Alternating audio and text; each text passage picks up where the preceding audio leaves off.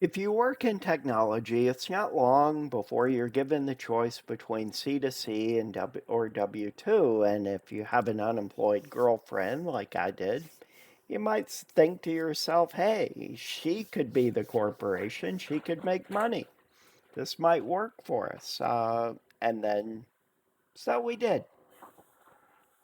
We gave it a shot. We're into it for 6 months now. We've been doing it, and we'll see how it pans out in another couple months.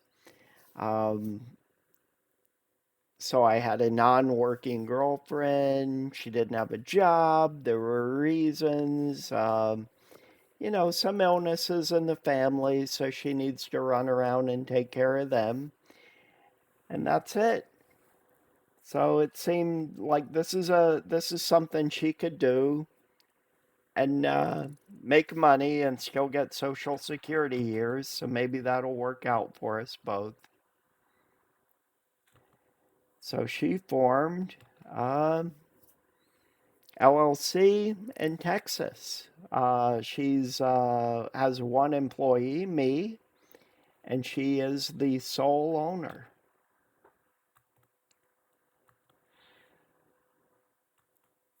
What are the pluses? Well, for me, it might be neutral on the income. It's not a significant amount less or more. If I make $50 an hour, then she can make 85 for the company, and that spread would also cover the expenses. So she's able to bill for my time. My time is the product. There might be another reason. I mean, we're getting older, we're in our 50s. If one of us became disabled, it would make more sense if we're working. Don't they only give disability to people who work? I don't know. Don't know. Never got it. Okay. Another plus would be more control over the last date. When I work contract, for an employer, that employer has an end client, and the end client has desires for the end of the contract. And so there's just this period of time where I'm running around doing work for the contract that I'm not getting paid at the end, and it annoys me, especially if it's a day. It's just sort of insane that you'd work a day and not get paid.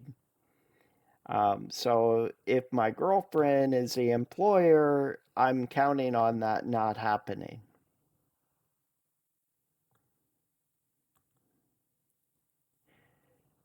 Um, Another thing that might be a good plus is that it might be easier to move from one contract to another. Maybe, maybe not. You'd still have to get the end client to agree to it. The new end client. There is extra work for my girlfriend. I mean, she's got, maybe 2 hours a week for invoice, well, 2 hours every other week for invoicing, some amount of time to do a paycheck, and then there's filing taxes, W2, W9s. Those are easy enough to handle. There are instructions on the state website. So,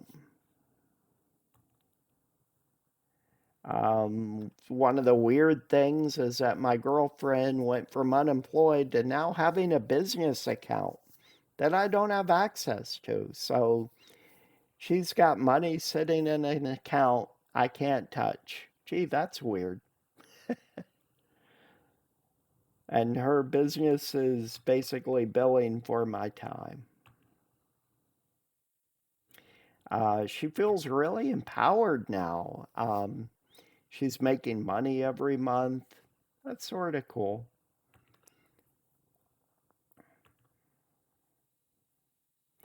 It's not really making a difference in my paycheck. Not significant.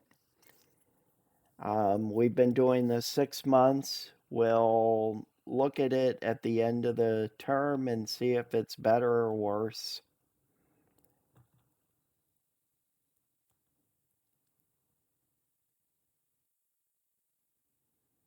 The worst case, of course, is that if my girlfriend and I were to break up, the end client actually has a clause in our contract. So if she stops paying me for any reason, then he can start paying me either by his own company or through a third party company.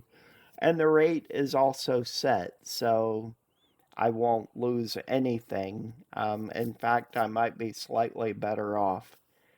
But of course, you know, don't want to cut my girlfriend out of it yet or ever.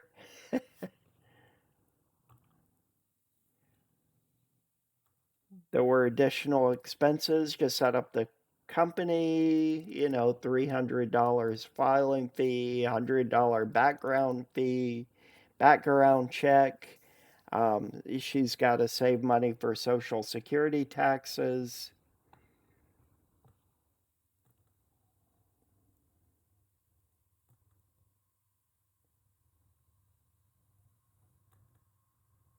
And things we didn't see coming. I thought I would be able to get insurance. As it turns out, a company with one employee is not a group policy. So, in order to have a group policy, you need two or more employees. And there's a train. And there goes a train. So, yeah, that was the only thing we really didn't see coming was this insurance that a group is two or more employees, and I'm the only employee of this company.